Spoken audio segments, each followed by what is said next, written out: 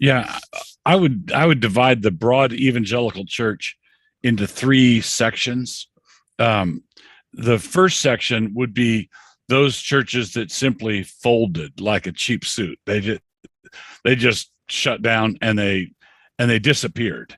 And to that quadrant of the church, I would say good riddance. If it took that uh, little tiny amount of a breeze to blow you over, then that shows that the people who are the faithful Christians in your churches needed to find a better home.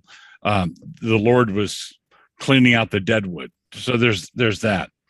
Then there are the people who are good Christian folks, but they've been very poorly taught over a course of a generation or two.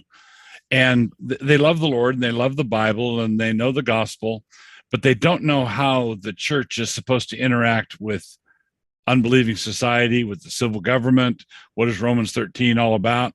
And so they floundered or flailed and came up with easy answers that didn't add up.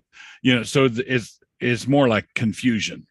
And then there's been a handful of enclaves, a handful of places where within a few weeks of the onset of the COVID hysteria, they saw right through it and saw that this is not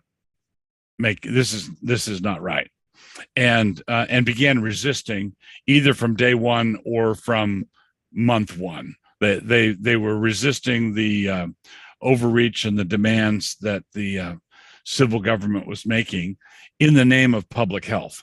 And the reason there's any hesitation at all is I don't have any objection to the civil magistrate having responsibility for public health.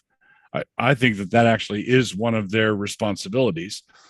And if we were holding a worship service and the fire chief came in and interrupted the service and said, "Hey, everybody, your roof's on fire," I don't think we'd have to have a meeting of the elders to decide whether the fire chief was born again or not, or we would submit to that, and we'd file out and run the fire drill, and that's what we do.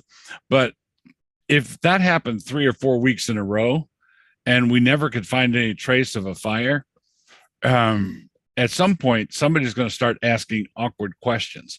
And if nobody asked awkward questions, then that would be a sign of, I guess, cowardice or cravenness that is just not appropriate in a ministry.